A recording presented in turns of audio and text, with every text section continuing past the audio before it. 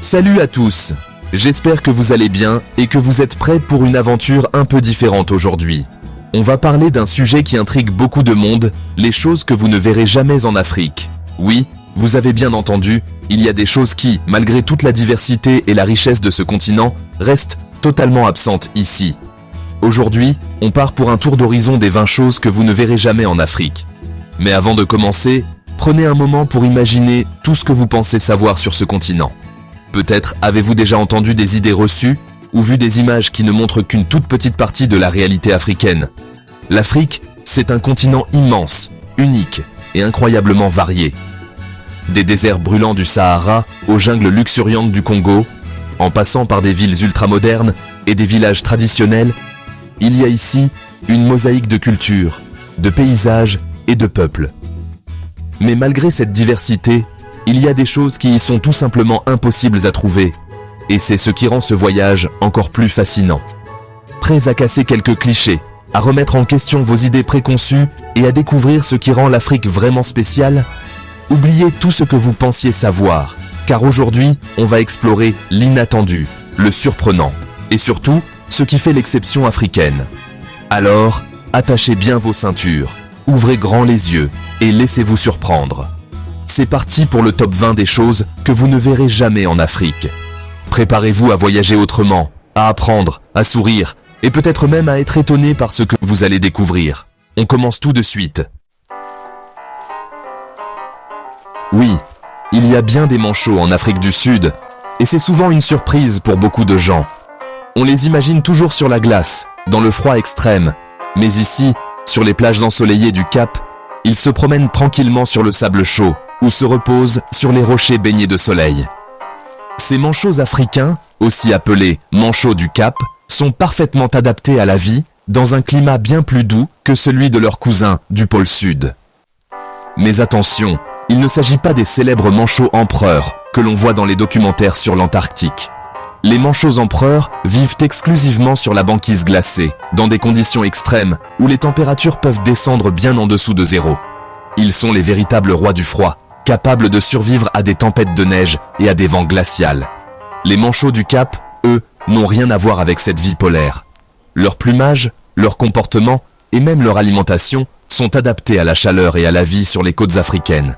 Ils nagent dans des eaux tempérées, se protègent du soleil sous les buissons et élèvent leurs petits à l'abri du sable brûlant. Leur quotidien est rythmé par le bruit des vagues et la chaleur du soleil, loin des tempêtes de neige de l'Antarctique. Il serait donc totalement impossible de croiser un manchot empereur sur une plage africaine. Ces deux espèces vivent à des milliers de kilomètres l'une de l'autre, chacune dans un environnement qui lui est propre. Les manchots empereurs ne survivraient pas à la chaleur africaine, tout comme les manchots du Cap ne pourraient pas affronter le froid polaire. La nature a su adapter chaque espèce à son environnement unique, tandis que l'Antarctique, avec ses étendues glacées, reste le royaume des manchots empereurs. Les plages africaines sont le refuge des manchots du Cap. Deux mondes, deux climats, deux façons de vivre, mais toujours la même élégance de ces oiseaux fascinants. L'ours polaire, c'est l'Arctique, point final. Quand on pense à ces géants majestueux, on imagine immédiatement les vastes étendues glacées du Grand Nord, où la neige et la glace s'étendent à perte de vue. Les ours polaires sont parfaitement adaptés à cet environnement extrême, avec leur épaisse fourrure blanche et leur couche de graisse qui les protège du froid glacial. Ils sont les véritables rois de la banquise, parcourant des kilomètres à la recherche de phoques, leur principale source de nourriture. Aucun safari africain ne vous en montrera un, même si vous parcourez les savanes du lever au coucher du soleil, vous ne trouverez jamais la silhouette massive d'un ours polaire se promenant entre les acacias ou se reposant à l'ombre d'un baobab.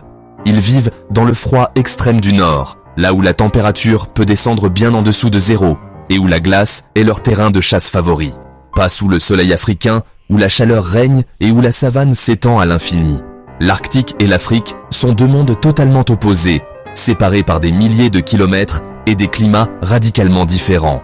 L'Afrique a ses propres superstars, lions, éléphants, rhinocéros. Ces animaux emblématiques dominent la savane et fascinent les visiteurs du monde entier, chacun étant parfaitement adapté à la vie sous le soleil brûlant et dans les vastes plaines africaines. Si vous voyez un ours polaire avec une girafe, c'est du Photoshop. Les ours polaires et les girafes ne se croisent jamais dans la nature.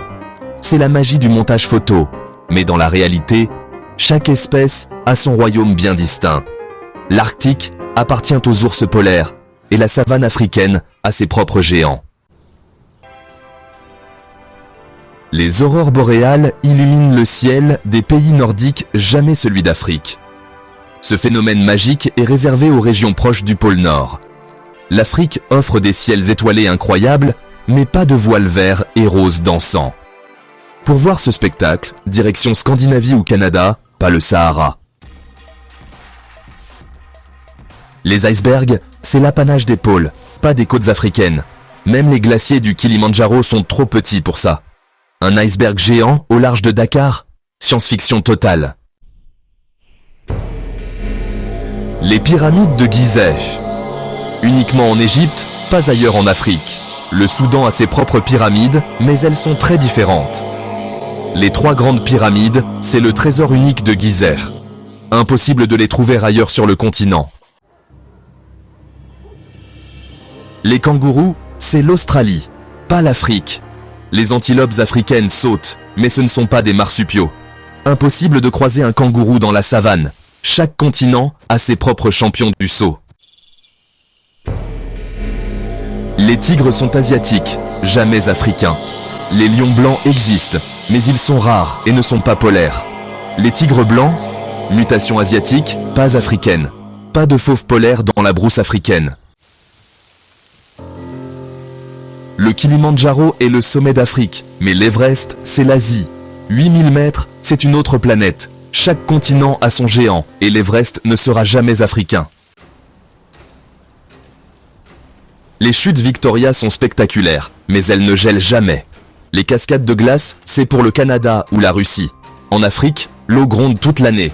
Pas de sculpture de glace. Le froid extrême, c'est ailleurs. L'Afrique a du bambou, mais pas les cathédrales vertes géantes du Japon. Les forêts africaines sont plus mélangées, moins denses en bambous géants. L'esthétique zen des bambouseraies, c'est une exclusivité asiatique. Les manchots du Cap nagent dans l'eau tempérée, pas sous la banquise. Les plongées sous la glace, c'est réservé à l'Antarctique. L'Afrique, c'est la mer ouverte, pas les labyrinthes de glace. 2 mondes sous-marins totalement différents. Les aurores australes illuminent le ciel du pôle sud, pas celui d'Afrique. Même la pointe sud du continent est trop loin. Pour ce spectacle, il faut aller en Antarctique ou en Tasmanie. L'Afrique a d'autres merveilles célestes, mais pas celle-là. Les igloos, c'est l'Arctique, pas l'Afrique. Il n'y a pas assez de neige compacte, ni de besoin de maisons de glace. Les habitats africains sont adaptés à la chaleur, pas au froid polaire. Les volcans africains sont actifs, mais pas sous la glace. Les éruptions sous-glaciaires, c'est l'Islande. En Afrique, la lave coule sous le soleil, pas sous la neige. Les koalas vivent uniquement en Australie, jamais en Afrique. Ils mangent de l'eucalyptus, un arbre australien. Même si on trouve des eucalyptus en Afrique, pas de koalas sauvages. L'Afrique a ses propres animaux des arbres, mais pas de koalas. Le lac Redba au Sénégal est rose, mais jamais aussi flashy que le lac Hillier en Australie. La couleur varie selon la saison, pas de rose permanent. Les lacs roses fluo, c'est ailleurs. Les villes africaines grandissent vite, mais pas de Burj Khalifa ou d'îles artificielles façon Dubaï. L'architecture africaine se modernise, mais reste unique. Les projets futuristes extrêmes, c'est la marque de Dubaï. L'Afrique invente son propre style urbain. L'Afrique est parfaite pour observer les étoiles, mais certaines pluies de météores polaires restent invisibles. Leur radiant est trop proche des pôles, donc réservé à l'Arctique ou l'Antarctique. Même le ciel a ses exclusivités selon la latitude. Voilà, fin du voyage. L'Afrique est unique, mais certaines choses y sont impossibles. Si vous avez d'autres idées, partagez-les en commentaire. Abonnez-vous pour ne rien rater des prochaines découvertes. Merci d'avoir regardé, à très vite pour une nouvelle vidéo.